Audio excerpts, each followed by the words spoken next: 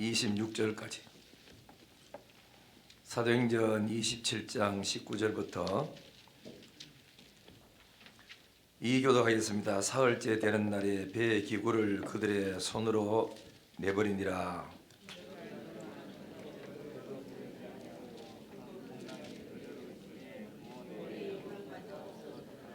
여러 사람이 오래 먹지 못하였으며 바울이 가운데 서서 말하되, 여러분이여 내 말을 듣고 그레데에서 떠나지 아니하여 이 타격과 손상을 면하였더라면 좋을 뻔하였느니라.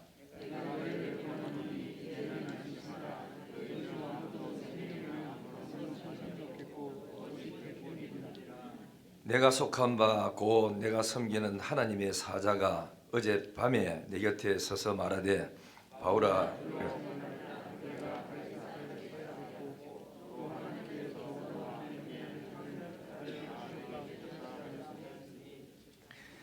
그러므로 여러분이여 안심하라. 나는 네게 말씀하신 그대로 되리라고 하나님을 믿노라. 아멘. 우리도 찬송 한 장 부르겠습니다. 예수 나를 오라 하네. 324장 우리 1절 4절 부르겠어요.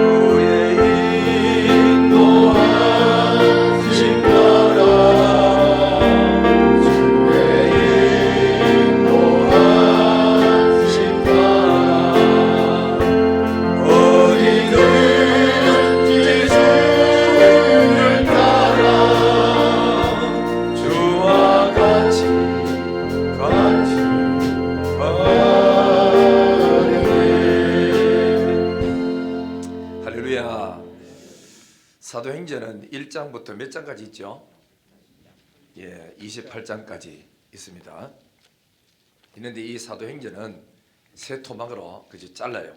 1장부터 7장까지, 또 8장부터 12장까지, 13장부터 28장까지 이제 자르는데, 1장부터 7장까지는 무슨 내용이냐면은 교회가 형성되는 시간입니다. 없던 교회가 세워지면서 교회다운 교회로 세워지기까지가 1장부터 7장까지 이때가 이제 되고 있는데, 요거는 이제 요 기간이 얼마 되냐, 한 7년 정도 돼요. 7년. 그러다가 8장부터 12장까지는 무슨 시간이 있냐면은 교회에 큰 어려움이 왔기 때문에 이걸 가지고 과도기라고 합니다. 과도기. 교회가 성장되고 난 다음에 교회가 시험이 들어오고 문제가 생기고, 과도기는 이게 10년 정도 걸려요. 8장부터 12장까지가 10년 있었던 사건들이거든. 그 다음에 13장부터 28장까지는 20년의 시간이 걸리는데 교회 확장입니다. 교회가 막 그렇게 예루살렘에서 사마리아로, 유대로, 그 다음에는 안디옥으로, 세계로 이렇게 뻗어나가는 그런 교회가 됐다. 저희 교회도 약 34년, 올해가 35년째인데 35년이 흘러오는 동안에 우리끼리만 하다가 우리끼리 예배드리고 이러다가 그다음 선교하기 시작을 했고, 그러다가 나중에는 교회가 또 그다음에 세워지기 시작했고, 그래서 21개까지 세웠던 이 교회가 확장되는 겁니다. 여기까지 오기까지 우리 교회도 상당히 어려움이 많았고 힘든 일이 많았고 여러 가지 문제들이 많았었으나 그때마다 기도하고 믿음으로 하나가 되어서 여기까지 왔어서 오늘 우리 교회가 이렇게 예배드릴 수 있고 21개까지 세울 수가 있었던 거예요. 전부 다 여러분들의 기도와 물질과 헌신으로 이루어진 줄 믿습니다. 그러면은 이제 이 교회 형성기 시기는 1장부터 7장까지가 어느 지역을 중심했냐면은 그러니까 유대인들 중심으로 교회가 7년 동안 형성이 되고 막 할 때는 같은 민족끼리 예배를 막 드리면서 어디 가느냐, 예루살렘 안에서 우리 한국 같으면 서울시에서만 복잡복잡거리면서 교회가 부흥되고 이래 했었어요. 그래 하다가 8절부터 12절까지는 그래 과도기가 되면서 뭐냐면 이 복음이 어디가 되느냐, 사마리아로 퍼지기 시작하고 핍박이 자꾸 오니까 있을 수 없으니까 흩어지는 거라. 그래서 팔레스틴 전 지방까지가 이어지는데 여기까지가 17년이 걸린 거예요. 이렇게 하다가 13장부터 28장까지는 어디 가느냐면은 그렇게 이제 예루살렘에서 사마리아로 유대 전체 다 하다가 그 다음에는 안디옥 갑니다. 이방인 지역으로 흩어져 가지고 선교가 시작되게 하는 거죠. 그래서 어디까지 하냐면은 저 안디옥에서부터 시작해 가지고 소아시아로 거쳐 가지고 갑바도기아 올라가 가지고 고린도까지 저 위까지 올라가서 복음이 전파되고 마지막에는 로마까지 전체가 다 복음 증거되는 그런 일이 있었는데, 전체가 그러면 얼마 걸리느냐면은 약 37년이 걸렸어. 37년. 그 뭐로 그래 이루어지고 하죠? 전도하는 사람들 때문에 전부 다 바울 사도 그래 중심으로 해가지고 세계 선교가 다 이루어지게 했으니까 바울이 일생 동안 살면서 얼마나 큰일을 했는지 말로도 할 수 없는 거예요. 성경도 하나님의 계시를 받아 쓴 책이 13권이나 돼요. 그리고 세계 선교를 했죠. 그럼 오늘 이제 왜 내가 처음부터 여기까지 다 이야기하냐면 오늘 이 사도행전의 끝을 내려고 그래요. 27장, 28장 있는 이야기를 하려고 하는데, 그러면 우리 이제 사진을 좀 한번 봐요. 우리 자 준비됐으면은 한번 띄워 보십시오. 자, 앞에 큰 불만 하나 딱 끄시고, 그러면 이제 사도 바울이 선교를 하는데 1차 선교, 2차 선교, 3차 선교, 그리고 4차 선교까지 해요. 하는데 보통 이제 3차 선교까지만 하고 말 안 하지만은 그래 이게 4차 선교까지 있는데, 저기 시작이 보면 어디냐면은 오른쪽에 보시면은 안디옥 하는 게 있죠. 있어요, 없어요? 보입니까? 보이지 않습니까? 예. 안 보이면 이것도 우리도 저 프로젝트 하나 새로 교체해야 돼. 이 크기 하면 한 2,500명 하려고 하면 될 것 같아요. 혹시나 돈 쓰다가 남는 게 있거든요. 2,500 가져오시면 이 프로젝트 새로 깨끗이 할 수 있어요. 자, 여기를 보시면은 오른쪽에 안디옥이 있죠. 안디옥에서부터 시작해가지고 밑으로 실루기아로 해가지고 밑으로 이 밑에 있잖아요, 그죠? 구브로 섬으로 거쳐가지고 버가로 갔다가 이쪽 올라가면 다시 저 위에 비시디아 안디옥 한 데 있습니다. 저기 갔다가 이고니온 갔다가 그다음 루스드라의 안진뱅이를 일으키고 뭐 이러다가 더베로 갔다가 다시 빠게 가지고 한 바퀴 쭉 돌아 오는 여기 1차 선교인데, 여기 시간이 얼마 걸렸냐면은 2장 그 2년 걸렸어요. 여기 성경 어디에 있느냐면은 사도행 13장부터 14장까지 두 장에 걸쳐서 사건이 다 일어나고 있는 거예요. 자, 2차 선교 한번 볼까요? 자, 2차 선교는 이제 이건 뭐냐면 사도행 15장부터 18장까지인데 역시 어디서 시작되느냐면은 그때는 그죠? 안디옥에서부터 예루살렘부터 와가지고 왜 1차 선교회가 어디 오냐면은 안디옥을 간 게 아니고 예루살렘으로 왔어요. 와가지고는 내가 선교를 하니까 이렇더라고. 예루살렘에 그 총회가 있으니까 총회 와가지고 허락을 받는 거예요. 허락 받아가지고 교회로 인정을 받는 거죠. 우리가 여러분들 예를 들어서 교회를 어디 가서 개척해도 자기 혼자서 설 수가 없어요. 그러면은 그 목사가 어디 속하느냐 따라가지고 합동축도 되고 통합축도 되고 감리교도 되고 그렇거든요. 내가 가서 세우면은 여기 세워도 우리 합동축의 교회로 속하는 거예요. 그처럼 그러면 하려면 뭐 됩니까? 대구 영신교에서 인정을 받고 그 다음에 이 교회가 저쪽에 아직 노회가 형성이 안 되면은 대구의 노회에다가 인정을 받는 그게 이루어지고 해야 된단 말이죠. 자, 그래서 왔다 예루살렘에 왔다가 다시 재정비해가지고 2차 선교를 가는데 안디옥, 다소, 뭐 길리기아, 갈라디아 쭉 올라가서 무시아 갔죠. 저기서 사도 바울이 사도행 16장에 보면은 선교로 갈라 가다가 성리 가지 마라 하고 뭐 나오잖아요.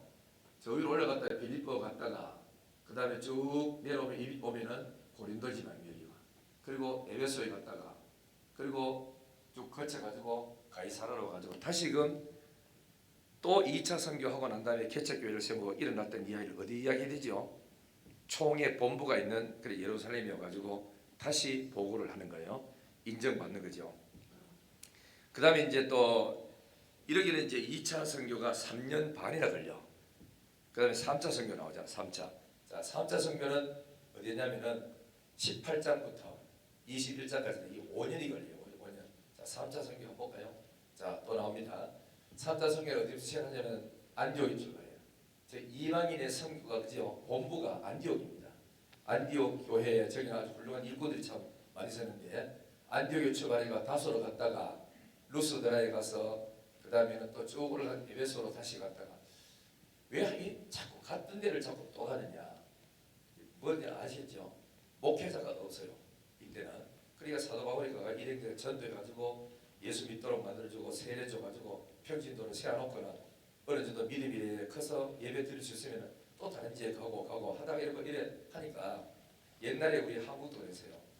제가 그 전도사 때만 해도 내가 농촌교회 시험할 때 목사님이 없잖아요.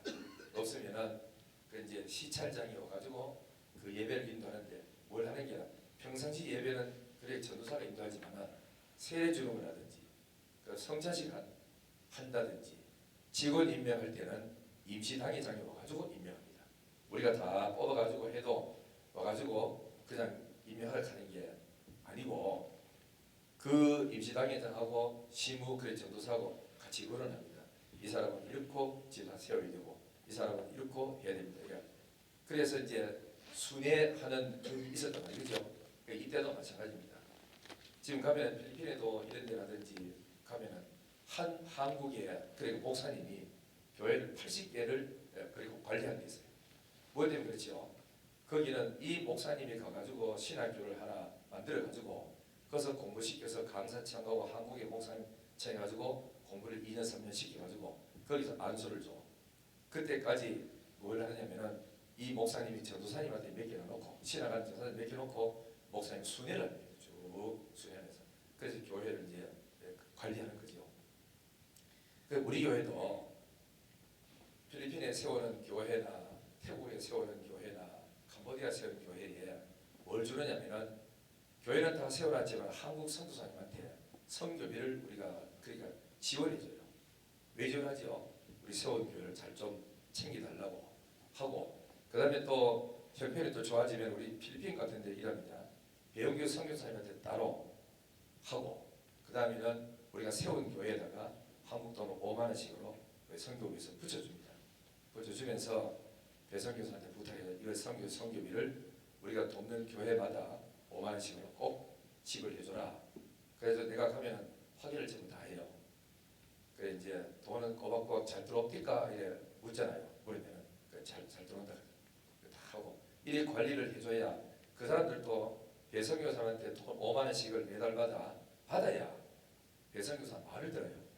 이 교회 다 세워주고 자기도 그러니까 목사가 되고 내가 자기 교회 안에서 담임 목사가 되면은 선교사 말을 듣지 않았는데 우리 이제 다 됐다 이렇게 하는데 5만 원씩 나감으로써 말을 듣고 통제를 받고 보고를 해주고 그렇게 하라고 지금 우리 그래 하고 있어요.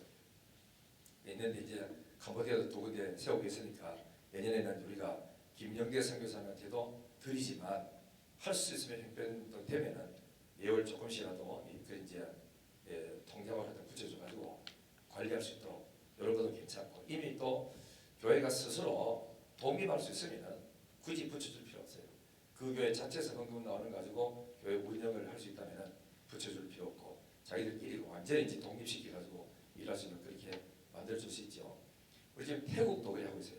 태국도 지금 이제 칠곡에서 있는 저 세운 이혜리 원사 집에서 5만 원 붙이고 여기서 5만 원을 붙여줘요.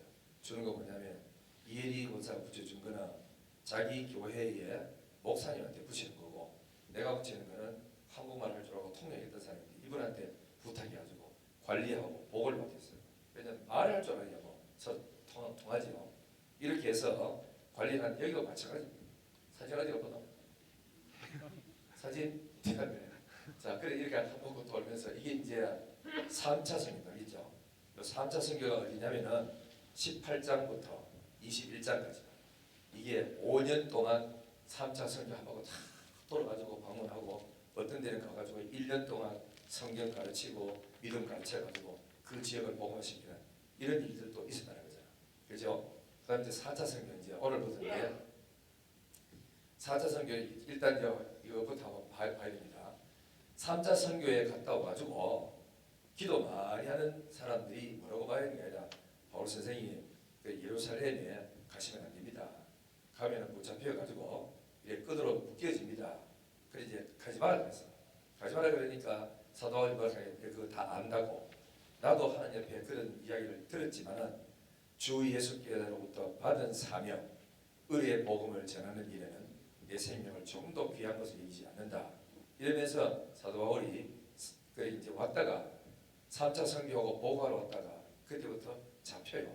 잡히면서 죄수가 돼요.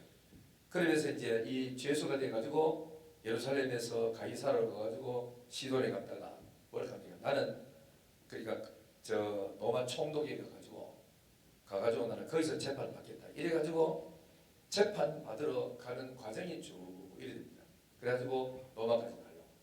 그죠? 로마까지 가는데 저 로마까지 가는 데가 상당 시간이 많이 오래 걸렸어요. 오래 걸려가지고 가다가 풍랑도 만나고 그러면서 그 산 뭐죠? 복음 전하고 영혼 구원하고 치유사역하고 이래가지고 가면서도 전도하고 가서도 전도. 일생 동안 사도 바울은 하나님을 위해서 살다가 헌신한 그런 사람이었다. 이거 보면은 쭉 나가잖아요, 그죠? 여기 보면 구브로 위에가 소아시아입니다. 7교회 있는 데가 저 위가. 그래 또 배 타고 쭉 거쳐가지고 멀리 올라가 저까지 로마까지 선교 여행하러 갔다 가는데 이쯤하고 이제 오늘 다시 우리 성경으로 들어가도록 하겠습니다. 자, 그러면은 이거를 로마에 갈 때는 자기가 선교하러 갈 때 1차, 2차, 3차는 그죠? 자유로 갔어요. 내가 성령의 감동을 따라 기분 좋게 해가지고 사람 모아가지고 배 타고 가고 싶으면 배 타고 걷고 싶으면 걷고 이래가 갔어요. 4차 선교는 그러지 않았어요. 이걸 4차 선교라는 말을 잘 안 쓰는데 로마에 그냥 죄수의 몸으로 갔다 이런데 이걸 우리는 4차 선교라고 봐요. 4차 선교를 갈 때는 23장부터 28장까지인데 요 시간이 얼마 걸리느냐 하면 그죠? 2년이 걸려요. 2년 동안 로마에서 28장까지 사건이 2년이 걸리고 나머지 사도 바울은 그러니까 6년 더 선교하다가 순교를 해요. 하는데 그러면은 1차, 2차, 3차 선교는 자의로 갔고 그 기분 좋게 갔고 4차 선교는 자의가 아니고 타의에 의해 가지고 잡혀서 죄수의 몸을 입고 그 포성줄에 묶여 가지고 선교로 이제 그렇게 갔단 말이죠. 근데 여러분 이거 꼭 기억할 거는 이제 뭐냐면은 전도 여행을 가든 선교하러 가든 주일하러 가든 간에 우리는 뭘 해야 되냐면은 성령이 다 그러니까 주관한다는 걸 알아야 됩니다. 1차, 2차, 3차도 자기 갈 때도 성령께서 인도하시고 가서는 안 될 적에는 하나님께서 그냥 막고 그랬잖아요. 그죠? 그런데 4차 죄수의 몸을 갈 때도 그때도 성령께서 같이 함께 동행하신 거예요. 그걸 우리는 그러니까 믿고 인정을 해야 된다 그 말입니다. 다시 말씀드립니다. 내 발로 내가 스스로 배 타고 선교로 가는 것도 하나님의 성령의 인도고 옥에 갇히는 것도 성령의 인도하심이 있었고 포송줄에 묶여가지고 배에 실려가지고 가는 것도 성령의 인도하심이 있었다 하는 겁니다. 그래서 전도자는 우리가 하나님의 일을 앞장서서 일해야 하는 사람들은 뭘 알아야 되냐면 이런 거를 우리가 깨달아야 그래 우리는 영적인 일할 수 있고 주의 일에 크게 쓰임 받을 수 있어요. 무슨 말이냐면은 주의 일하는 우리 성도들은 즐거움으로 하든지 억지로 하든지 보수를 받고 하든지 안 받고 하든지 그 속에 하나님의 섭리가 계획이 있다는 것을 알아야 됩니다. 깨닫기를 주의 이름으로 축원합니다. 그러려면 우리는 뭘 해야 하냐면 하나님 일할 때 모든 것을 내려놓고 오직 성령의 뜻을 먼저 우리는 구해야 되거든. 그래서 뭐 필요하죠? 기도 자꾸 해야 되는 거예요. 여러분 한번 생각해 보세요. 사도 바울이 빌립보 지방에 갔어요. 환상 보고 오라 그래서 성령 인도 받고 선교로 갔어요. 갔는데 귀신 들리는 사람 자꾸 따라붙어. 예수 이름으로 귀신을 쫓아내서 온전한 사람이 됐어요. 그죠? 그러면 보통 사람 같으면 귀신 들리는 사람 고쳐줬으니 대단하구나, 참 좋은 일 했다 이래야 되는데 그 지역에는 그렇지가 않은 거라. 오히려 귀신 쫓아냈다고 매를 맞아요. 그리고 또 두드러 맞고 시컷 두드러 맞고 감옥에 또 갇혀요. 이게 뭐지요? 고통인 거예요. 어디서 하나님 내가 이렇게 좋은 일을 했는데 왜 이렇게 핍박이 오지요? 이러고 항의할 수 있죠. 그러나 사도 바울 일행들은 항의하지 않고 옥에 갇혀가지고 너무 아프고 힘이 드니까 잠도 잘 수 없으니까 꼭 묵고 나서니까 잠을 못 자니까 이들이 뭐하죠? 밤중 쭉 앉아 있다가 기도하고 찬송한 거라. 바울이 어이 신라 이래 있지 말고 이래 있어 봐도 이 밤을 갖다 지내고 기도해도 지나니까 차라리 기도하고 찬송 부르자 그럽시다. 둘이가 마음 맞아가지고 그 옥에 갇혀서 묶여가지고 찬송 부르고 기도했어요. 그게 참 계속 흘러간 거예요. 이 소리를 밖에서 간수들이 다 듣고 있었어요. 저 희한한 놈 다 있다요. 뚫어 맞고 잡혀왔는데도 노래 부르고 앉았다 저 안에. 이랬는데 한참 있다가 깜빡 조는 동안에 간수가 조는 동안에 지진이 났어요. 옥터가 막 흔들렸어요. 문이 열려졌어요. 손에 쇠고랑들이 다 벗겨져. 그죠? 너무너무 놀라운 일이 일어났죠. 이게 뭐지요? 이런 걸 가지고 우리는 기적이라고 합니다. 또 하나님의 도우심이라고 합니다. 지금부터 내 하는 말 잘 들어야 됩니다. 보통 사람 같으면 기적을 보고 흥분했을 거예요. 이야, 신라 벌써 옥문 열렸습니다. 대단합니다. 세월함도 다 풀렸습니다. 도망갑니다. 갑시다. 하나님이 도와서니까 도망가는 사인입니다. 하고 뛰어나갈 수가 있어요.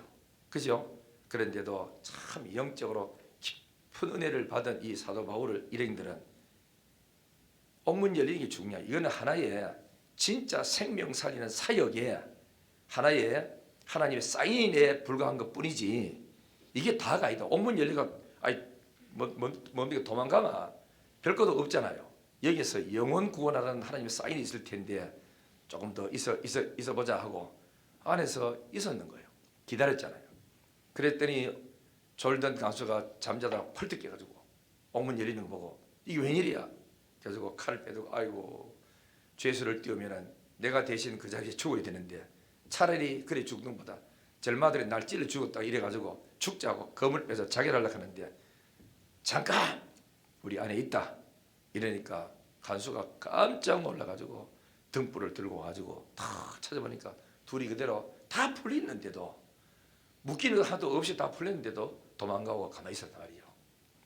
이 광경을 보고 이 간수가 무릎을 탁 꿇고 선생들아 어젯밤부터 당신들이 그 잡혀올 때부터 다른 사람하고 좀 차이 있다고 생각했더니 도대체 우리한테 전해줬던 그 복음들 내 이제야 그건 말인지 알겠는데 내가 어떻게 하면 당신들처럼 구원을 받겠느냐. 그러니까 사도 바울이 뭐라겠죠? 주 예수를 믿으라. 그리하면 너와 내 집이 구원을 받는데. 이거 복음을 전해준 거야. 그랬더니 이 사람이 아이고 이 사람들 이렇게 좋은 사람 이래 있어가 안 되겠다 싶어가지고 데리고 죄수들을 지가 저 집에 데리고 가가지고 아픈 자리 다 닦아주고 씻기고 밥에 가지고 먹이고 밤새도록 앉아가지고 바울을 통해서 하나님 말씀 듣고 하나님 나라 이야기를 듣는 거라. 아침이 되었어. 다시 감옥으로 갑시다. 해가지고 데리고 가는 거라. 세상에 희한한 일 다 벌어지잖아. 이래가지고 온 집안 식구들 그 자리에 벌써 이 간수는 월급쟁이고 또 그 다음에 뭐 하니까 집에 자기들만 있었겠어요. 가족들 다 아들 다 깨우고 지금처럼 애들 뭐 어디 한두 명은 낳겠나. 많이 있었겠습니까? 몇 명 있었고 집에 종들도 있었고 뭐 등등 이 사람 다 불러가지고 선생님 이야기 들어봐라. 밤새도록 성경 보면은 온 그래 집안에 그저 가족들이 다 왔다 그러니까 전체가 모여서 밤새도록 사도 바울 통해서 복음의 말씀을 듣고 은혜 받고 세례 그날 밤까지 다 받고 예수 믿겠다 결심하고 이래가지고 빌립보 교회가 세워지는 개척 멤버들이 되는 거예요. 그죠? 그래서 이런 것을 바라보면서 사도 바울은 뭘 했죠? 맞고 옥에 갇히는 것에도 무슨 하나님의 섭리가 있다. 우리가 모르는 섭리가 있다.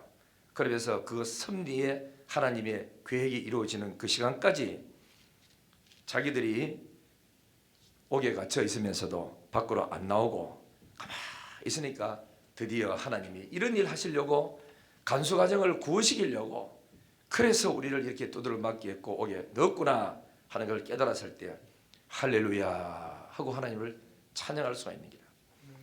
여러분 지금도 마찬가지입니다. 지금 사도 바울은 로마로 가요. 로마로 가는데 죄가 없는데도 죄에서의 몸으로 묶여가지고 지금 배를 타고 가요. 가다가 유라굴로라는 풍랑을 만나. 아주 큰 풍랑을 만나서 거의 뭐 다 죽을 지경에 하고 배 안에 있는 그 뭐죠 돛도 배 위에 있는 돛도 내리고 안에 있는 그 다음에 음식도 다 내버리고 심지어 뭐가 내버리냐면은 배에 쓸 그다음 그 뭐냐 기구들까지도 다 바다에다 빠뜨릴 정도로 그것도 수일 동안 해도 안 뜨고 캄캄한 태풍으로 인해 가지고 암흑이 왔으니까 기가 막힐 일들이었죠. 이를 죽을 위기에 있을 때 사도 바울은 뭐 했을까요? 자기를 로마로 배 타고 가도록 벌어주신 하나님 앞에 기도했잖아요. 기도.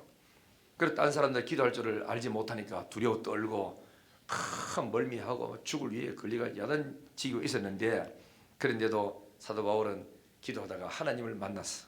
만나가지고 배 안에 있는 사람들에게 위로를 하고 용기 주는데 또 여기서도 그죠? 전도하는 거라. 자, 우리 22절 볼까요? 22절 보면은 내가 너희를 권하노니 이제는 안심하라. 너희 중에 아무도 생명에는 아무런 손상이 없겠고 오직 배뿐이라. 배는 파괴된대. 사람은 안 죽는데요. 23절에 뭐라고 하죠? 내가 속한 바 곧 내가 섬기는 하나님의 사자가 어젯밤에 내 곁에 서서 말했다. 24절 바울아 다 같이 시작. 바울아 두려워하지 말라. 네가 가이사 앞에 서야 하겠고 또 하나님께서 너와 함께 항의하는 자를 다 네게 주셨다 하였으니 그랬죠? 25절 그러므로 여러분이여 안심하라. 나는 내게 말씀하신 그대로 되리라고 하나님을 믿노라. 그런지 우리가 반드시 한 섬에 걸리리라 하더라 하고 하나님을 만나고 하나님의 말씀 들은 것을 그 배 안에 있는 사람들에게 전해주는 거예요. 그러니까 바울 한 사람 때문에 배 안에 타는 수백 명 사람들이 뭘 하지요? 큰 안정을 찾고 위로를 받고 용기를 주는 거예요. 이게 우리 하나님의 백성들이 해야 될 일이라고 생각돼요.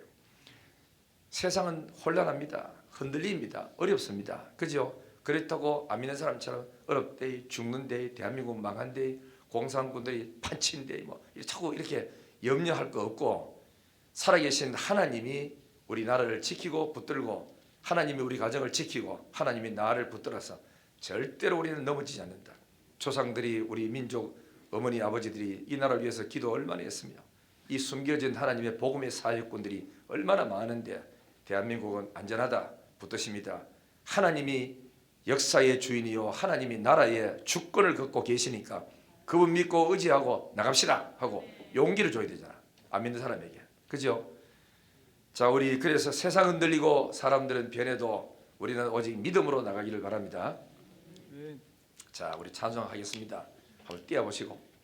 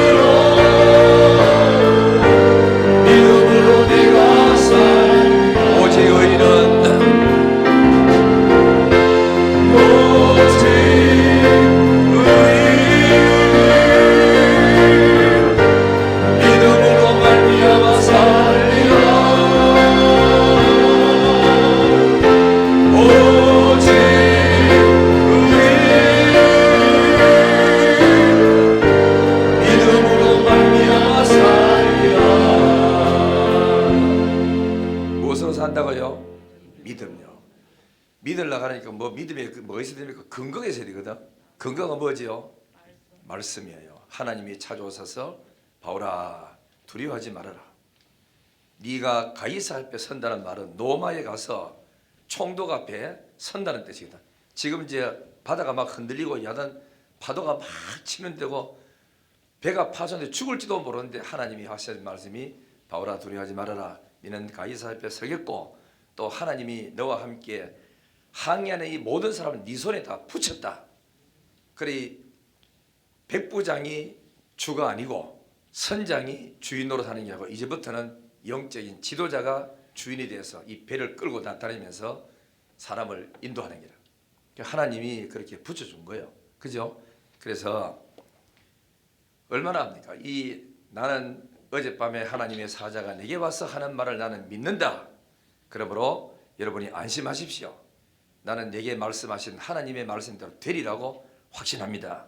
이 말을 듣고 흔들렸던 모든 사람이 다른 사람은 다 두려워 떠는데도 바울의 얼굴만 쳐다보면 괜찮은 느낌이 드는 거라. 제가 저 비행기 타고 가다가 배가 비행기가 출렁출렁 거리잖아. 그죠? 뭐 기류 때문에 배가 막 떨어지기도 이러면은 그저 두려워요. 내가 하나님 잘 믿고 경험할 때는 괜찮다 이렇게 하다가도 뭐가 좀 양심이 가책되고 기도 좀 약하고 이래 있을 때는 떨어지면 큰일 나는데 이거 이런 불안한 마음이 생기잖아.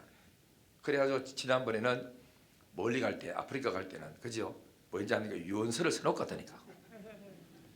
아프리카를 가다 가보면은 그 기류가 아주 심하기 때문에 비행기가 가다가 떨어지는데 그죠? 보통 10m씩 땅바닥으로 떨어진다 밑으로요. 그때는 철렁거리기라 비가 막 물이 막 쏟기고 막 그래야 되는데 겁을 만한지 몰라요. 필리핀 가다가도 비행기 막 뛰긴 해요. 우리 저 김영욱 권사님 저 같이 갔거든. 어머야 이막 비활더라고 그래. 비행기 활더라고 그래. 근데 걔도 비포장 가자라 가기는. 아 이거 하늘도 비포장 있어요. 그래 내 웃긴 하고도 얼마나 나 웃었던지. 그런 일요. 우리 요런데 그죠 일본 가고 이런 데는 좀 많이 없지만은 바람이 막 불고 이러면은 비행기가 막 흔들립니다. 그때 아주 참 심한데 이럴 때 우리가 뭐 되죠? 그 나도 그래 타다가 어떤 이 생각 드는 기라. 그래 걱정할 거 없다. 뭘 보느냐면은 비행기를 늘 타는 사람 있잖아, 그죠? 그러니까 스튜디오스들 덕분에 이분들은 흔들리기는 말기나 여러분. 앉았디 메세요. 조용하세요. 의자 앉으세요. 이렇게 하고도 자기도 가만히 앉으세요. 그 사람 얼굴 이래 보니까 앉아가 그냥 휴대폰만 찍어 앉았더라고. 자들이 제 있는 거 보면 이 정도는 괜찮은 거야. 나는 뭐 비행기 많이 안 타지만 그래 걔들 쳐다보고 자들이 막 불안해하면 큰일이지만 쟤들 얼굴 보니까 걱정 하나도 안 하고 보니까 괜찮구나 이런 마음이 생기더라고. 그리 다 떨고 이 선장은 끝도 없이 이 길을 많이 왔다 갔다 했지만은 두려웠지만은 사도 바울은 하나님을 만나고 하나님의 언약을 받았기 때문에 사도 바울 얼굴만 보면 걱정이 하나도 안 생기니까 이 배가 뭐 파손될 것도 걱정이 안 생기니까 뭐 어떤 그렇지요. 사도 바울의 풍기는 영적인 확신 믿음이 있습니다. 오늘 우리 성도들에게도 이런 게 있어야 대한민국 대통령도 국민들이 막 불안하고 해질 때는 여러분 염려하지 마세요. 잘 될 겁니다. 이러면은 무슨 계획이 있는가 보다 이래가지고 편을 얻는 기라. 가정에서도 엄마가 흔들리 보면 온 집안 식구들 막 그저 불안해집니다. 뭐 하다 큰 일인데도 불구하고 엄마가 가만히 있어요. 일이 이제 야단 나는데도 불구하고 아버지가 가만히 있어요. 이런 거 보면 아들은 별것 아니구나 이래 되거든. 우리가 힘들고 어려울 때 누굴 쳐다봐야 되지요? 모든 시선을 어디로? 하나님을 봐야 됩니다. 주의 얼굴을 봐야 됩니다. 주님을 만난 사람은 편안해집니다. 악한 죄의 파도가 많아도 나의 마음은 늘 어떻다고요? 편안하다. 주님을 쳐다보세요. 주님이 나와 함께 계시면 걱정할 게 하나도 없어. 주님을 못 보니까 두려운 거고 그다음 뭐지 불안한 거거든. 이렇게 사도 바울은 자기도 매여 있으면서도 배 안에서 있고 하면서도 여러분 두려워하지 마세요. 내가 섬기는 하나님이 어젯밤에 찾아오셔서 말씀하기를 괜찮답니다. 로마까지 이 배가 무사히 간답니다. 배는 파손돼도 사람은 안 죽는답니다. 이 말을 붙들 거는 그거밖에 보이잖아. 이제 혼란이 왔는데. 그래서 이 소망적인 메시지가 얼마나 중요한지 모릅니다. 여러분 그래서 내가 성경 읽으세요, 설교 잘 들으세요 맨날 하는 소리가 그겁니까? 말씀만 받으면 걱정할 게 하나도 없다고. 자 이제 28장으로 갑니다. 28장에 보면은 이제 어디 가냐면은 이제 일단 뭐 안 읽더라도 펴놓기는 펴놔보세요. 28장 멜레디라는 섬에 가요. 그 배가 그러니까 파손됐다가 막 겨우 해가지고 구조대가 갔는데 그 섬 이름이 멜레디라는 섬이라. 거기 가니까 원주민들이 살고 있었어요. 가보니까 날씨는 춥지 비는 막 오지. 그러니까 원주민들 가보니까 아이고 배에서 저 사람들이 바다 빠져가지고 안 죽고 살아왔구나 싶어가지고 불쌍해서 그래서 먹을 것도 좀 주고 나무에다가 불을 피워가지고 불조 쬐도록 이렇게 만들어줬어요. 줬는데 나무가 겨울에 또 추우니까 나무를 더 이었더니 엉클어져 있더니 뱀이 따뜻하니까 탁 튀어나가지고 독사가 밥을 사도 손 쬐는데 물어보는 거야. 이 덜렁덜렁거리잖아요 배. 그러니까 원주민이 저 큰일 났구나 저 사람이 바다에서는 살아왔지만은 살인자구나 저거 못된 놈이구나. 그러면서 이제 막 독이 퍼져가지고 막 죽을 줄 알았는데 1분이 지나도 괜찮고 아빠도 손 안 하고 손도 붙지도 안 하고 3분, 5분, 10분 지나도 아무지도 안 하는 거라. 죄수다 살인자다 하는 사람이 안 죽고 바구리에 뱀 있는 거 툭 털어보니까 아무 이상 없는 거라. 이걸 보더니 전부 다 엎드려가지고 저 사람은 신이다. 또 거꾸로 또 일이 된 거라. 신이 왔다 신 이러면서 막 저라고 이제 한다니까 와이카십니까 이런 나라고 이래가지고 하면서 그때 또 뭐하죠? 복음을 또 전하는 거라. 이 하나님이 전도할 수 있는 길을 이렇게 만들어 주는 거라. 그래 전도해야 되겠다는 이 생각 딱 있는 사람은 찬스를 잘 잡고 안 놓치는 거지요. 그래가지고 이제 거기서 있다가 있었는데 그 멜리데 섬에 그저 추장이 하나 있었어요. 추장 이름이 뭐냐면은 보블리오라는 추장이 있는데 이 추장에 사람이 좋아가지고 먹을 양식을 많이 갖다 주면서 한 사흘 동안 푸짐하게 잘 먹도록 만들어줘서 있는 동안에 보블리오라는 추장의 아버지가 그죠 풍토병이 들어가지고 열병이 생겼네. 다 죽어가는 거라. 그래 이 사람들이 막 바울에게 쫓아왔어요. 다 죽어갑니다. 약 좀 없습니까? 이렇게 하는데 가봅시다 이래가지고 바울이 가서 가가지고는 예수님 이름으로 기도해주고 손 얹으니까 열병이 다 나섰는 거라. 그래 또 보블리오는 얼마나 감사합니까? 감사해가지고 또 먹을 것 또 주고 대접해줘. 이 소문이 퍼지니까 그 섬 안에 아픈 사람들 다 데리고 왔어. 앉아가 죄수가 앉아가 뭐 됩니까? 의사가 돼가지고 이제 아주 복음 전한다 그래서. 그래 이 멜레데 섬을 전체를 복음을 다 시켜놓고 그래서 하나님이 이분들이 해주는 배를 또 타고 다시 노마로 올라가는 그 과정이 이 성경 속에 나와요. 나오는데 놀라운 거는 참 신기하죠. 자 우리 성경 한번 봐요.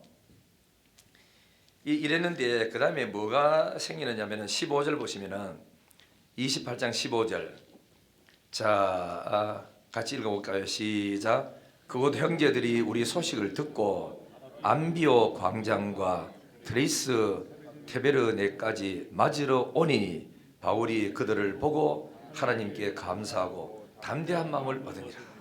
자 보세요. 사도 바울이 로마로 잡혀갈 때는 내 혼자인 줄 알았어요. 다른 죄수들하고 같이 나를 도와줄 사람, 나를 반겨줄 사람 아무도 없다고 생각했어. 그래서 오랜 시간이 걸려가지고 그것이 갔는데 바울이 온다는 이야기가 누구를 통해서 전달된지 모르지만 전달되었어요. 그러니까 로마 있는 거기 있는 그죠? 그러니까 같은 민족들 유대인들이 환영하러 막 쫓아나와서 나와가지고 먹이로 너희 잡섰다. 어째 일하다가 어째 이렇게 붙잡혀가지고 죄수대가 왔느냐고. 그러니까 바울은 또 내 말을 한번 들어보라고 또 전도하는 거야. 내가 왜 여기 잡혔냐 합니까? 이스라엘 백성들의 소망을 내가 전했다고. 소망이 뭡니까 하긴 해. 하나님의 아들이 우리 죄를 짊어지기 위해서 이 땅에 오셨는데 그 예수님이 하나님의 아들인 줄도 모르고 그냥 나사렛 예수로만 알고 있는 사람들에게 진짜 이분이 우리의 구세주다 메시아다 이분 믿어야 된다 예수 영생 얻는다 하나님 아들이다 이스라엘의 참된 소망을 전해주는 복음을 내가 전하다가 이렇게 유대인들에게 반대 사람들에게 어려움 생겨가지고 내 붙잡혀 왔다 이러면서 그 예수가 누군지 압니까 하고 또 전도하는 거예요. 또 전도. 사도 바울은 막 만나는 사람마다 다 이분들이 전도하라고 나를 로마까지 오도록 했다는 걸 알고 그래서 복음을 증거했어요. 그러니까 이 또 소문 또 퍼져. 로마 도착 안에 소문이 막 퍼져가지고 사람이 많이 왔는데 23절 볼까요? 23절부터 25절까지 다 같이 시작. 그들이 날짜를 정하고 그가 유숙하는 집에 많이 오니 바울이 아침부터 저녁까지 강론하여 하나님의 나라를 증언하고 모세 율법과 선지자의 말을 가지고 예수에 대해서 권하더라. 그 말을 믿는 사람도 있고 믿지 않은 사람도 있어 서로 맞지 않아요. 흩어질 때에 바울이 한 말로 이르되 성령이 선지자 이사야를 통하여 너희 조상들에게 말씀하신 것이 옳도다 그랬어요. 그래 여기 가가지고 이번에는 사도 바울이 그래 높은 사람들 또 괜찮은 사람들에게 그저 초청장 띄워가지고 자기 집으로 다 오라 그랬어. 오는데 사람이 참 많이 왔어요. 많이 왔는데 거기서 아침부터 저녁까지 하나님의 나라를 이야기해 줬어요. 그리고 율법을 강론해 줬어요. 그러면서 율법에서 말하던 그 선지자, 율법에서 말하던 그 어린 양, 이 전부 다 누굴 말하느냐? 도피성을 누굴 말하느냐? 바로 예수 그리스도를 말한다. 도피성에 죄를 지어서 도피성에 들어가면 사는 것처럼 죄를 지은 인간은 예수께 피하면 삽니다. 그리고 제사 지낼 때 양을 잡아서 피를 흘려서 그래 이제 제사를 지내는 것처럼 그 양이 누구냐? 바로 오실 그리스도 예수 이분이었다. 이분이 세상 죄를 지어가는 하나님 어린 양이다. 이런 막 복음을 전할 수 있는 그런 기회가 주어진 거예요.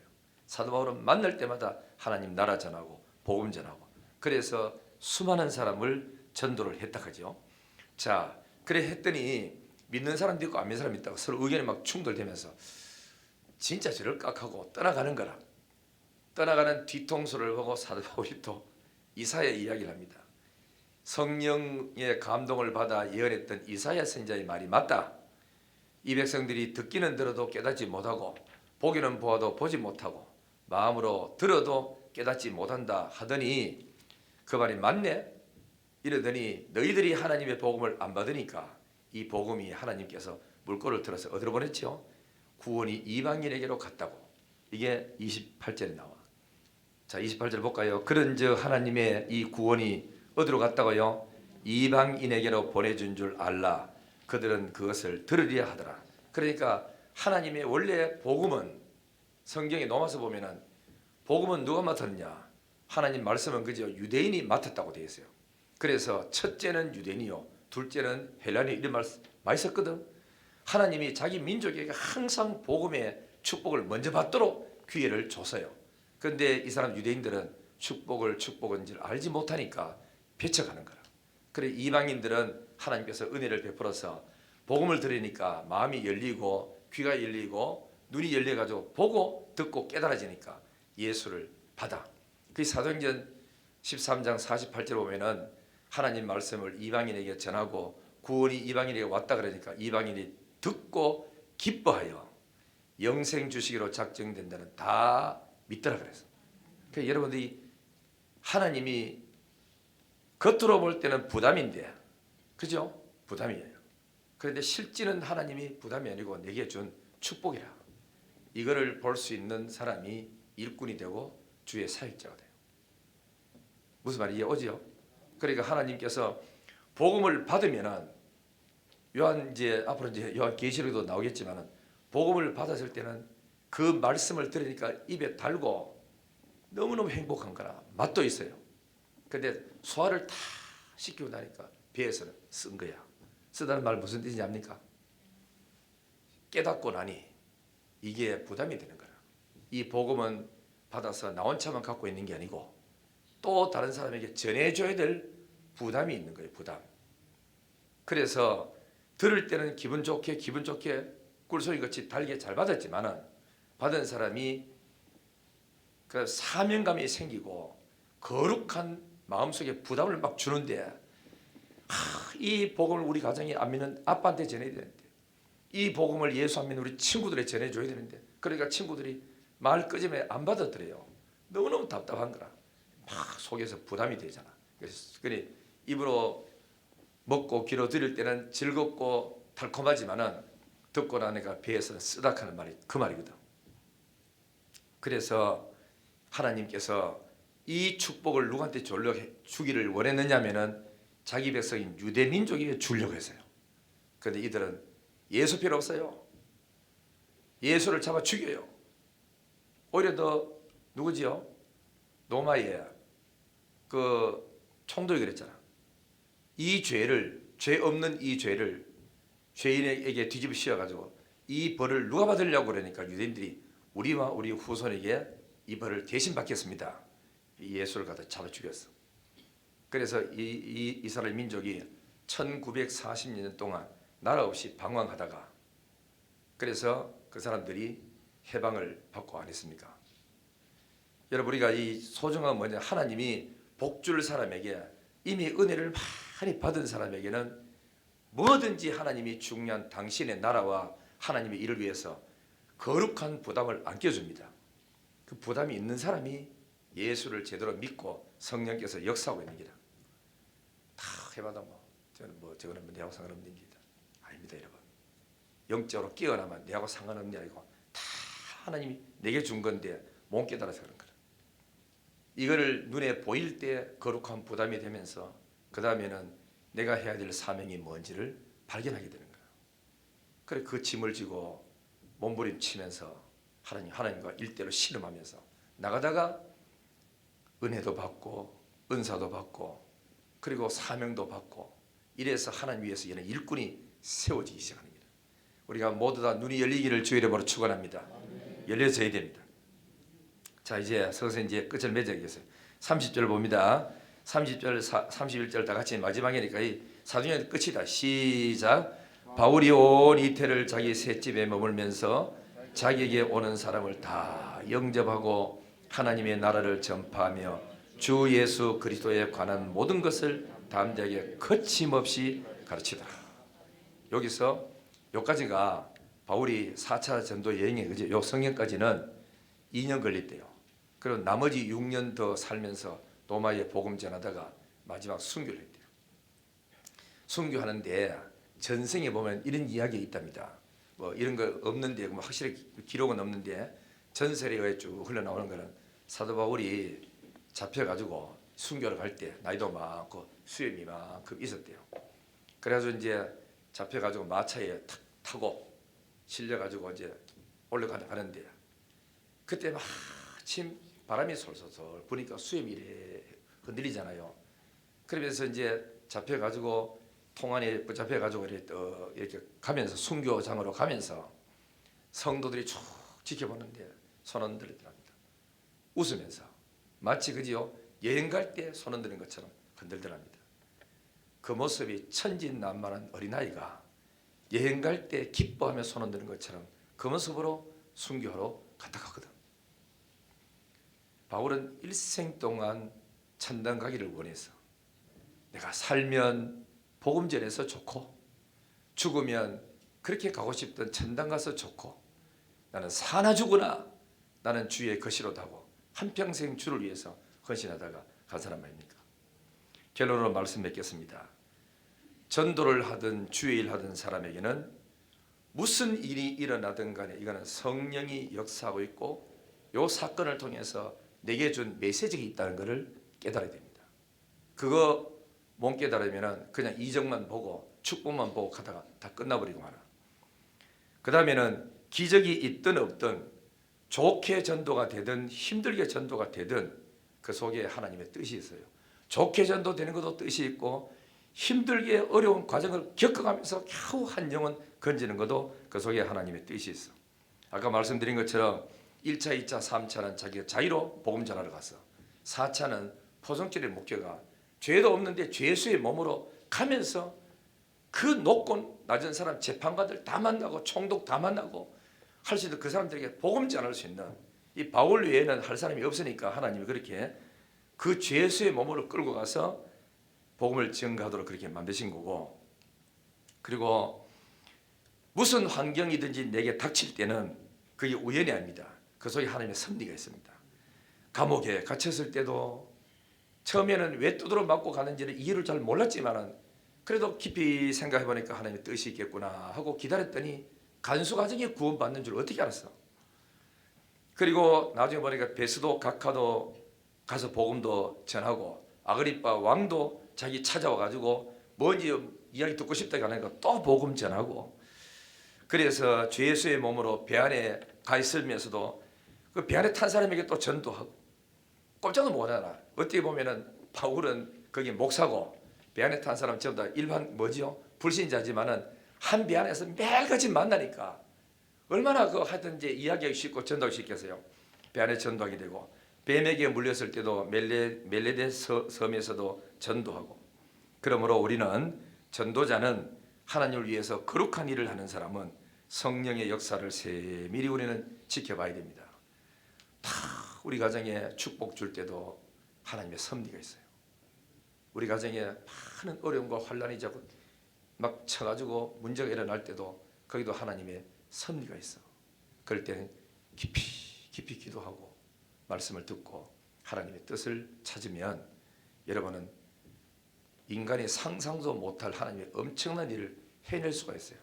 우리 교회가 여기까지 오면서 35년 동안 흘러나오고 하면서 굽이 어려울 때마다 한 단계 올라가고 그게 못 이기면 깨지는 건데 이기고 나니까 한 단계 올라가고 또 한 단계 올라가고 그래서 저 평이동에서 내당동으로 내당도 칠곡에서 다사로 오기까지 35년이 걸렸어. 그때마다 헌신했는 사람 그리고 또 새로 들어오신 분들 집이 멀어가지고 또 이사를 멀리 가신 분들 다 자기 할 일 다 하고 떠나갔고 또 새로 일할 사람이 또 들어오시고 이렇게 해서 오늘의 대구 영신교회가 지어졌거든. 그러면서 우리는 계속 힘들고 나라가 어렵고 경제가 어렵고 곤두박질 침에도 불구하고 우리는 계속해서 3030 세계비전 놓고 기도하고 했더니 여러분 알다시피 교회 경상비로 교회를 세운 거는 그러니까 네그로스 섬에 그때 500만 원 들었는 거고 그 다음에 그 맨 처음에 그 다음 이름 뭐 모르다 야박 영신교회라고 그 1000만 원 들었는 거 외에는 1500원 교회 경상비로 선교비로 했지 나머지는 지금까지 세우는 모든 돈은 여러분이 개인이 다 했어요. 3천만 원, 2천만 원, 1000만 원 해가지고 그래야 되는데 설마 이게 가능할까 싶으면서도 나도 목표를 정해놓고 가능할까 싶으면서도 기도하고 예배다 열려라 부르고 뭐 내가 걷는 이 길이 캄캄해도 차츰 길이 열린다고 찬송 부르고 그저 우리 교인들 모시고 현장 가서 갔다 오고 사진 찍어 돌리고 그러다가 어느 한 분은 목사님 나도 좀 세우면 그저 안 되겠어요 하는 거라. 아이고 세우면 되지요. 그 돈이 있습니까? 그러니까 하는 얘기가 2천만 원 나온다 그러니까 아이고 그럼 됩니다. 그 이렇게 어려운데 어디서 나옵니까? 그러니까 괵돈 넣는 게 한 달 뒤에 탄대. 그래가지고 세운 게 하나님 은혜 가운데 필리핀의 교회들 막 세우고 나왔잖아요. 나는 분명히 믿는 것은 3030 세계비전 할 사람이 많이 있어요. 그죠? 내 설교 듣고 심지어 이웃 교회에서 하는 사람들이 세 사람 아닙니까? 세 가정이 세웠잖아요. 세 가정. 그러니까 저 라오스에 병원 세우는데도 섰지요. 김명철 목사님 교회 그것도 했지요. 또 그다음에 왕성교회는 이웃교회 또 한 번 또 했지요. 그리고 또 이번에 어디죠? 라오스 또 안에서 또 그것도 또 했지요. 그러니까 보니까 네 분이네. 네 분이 우리 교인 아닌 사람이 헌금해가지고 세웠다고. 이 설교 듣다가 은혜 받아가지고 가운데 어떤 분은 새벽기도 왔다가 우리 교회 3030 세계비전 합니다고 설교머리에 끄집어냈더니 그 감동 받아가지고 때마침 그죠? 남편이 돌아가시고 보험 타는 게 있다가 평생에 교회 세우고 싶었는데 저 목사님께 돈 드리면 세워주겠구나 이래가지고 2천만 원 들고 아침에 가져왔다고. 그냥 봉투만 주고 갔어요 그분이. 그래서 오늘 여기까지 왔는 거는 전부 다 하나님 은혜로 되고 하는데 아직도 지금도 지금 헌금은 계속 있어요. 이거 하는데 어떤 분은 목사님 비밀입니다 말하지 마세요 이래가지고 말도 안 하고 있지만은 헌금이 많이 준비되고 있어요. 곧 이제 내가 필리핀에 한번 갔다 와가지고 또 세울 때 있으면 또 그것도 세우고 캄보디아 또 세우고 하나님 은혜로 준비된 사람이 많이 있습니다. 그러니까 여러분 하나님이 쓰신 거라. 주의 영광을 위해서 쓰임받는 대구 영신교회가 되시고 한평생 살면서 보람있게 살다가 주 앞에 가는 멋있는 인생을 사는 저와 여러분 되기를 주의 이름으로 축원합니다.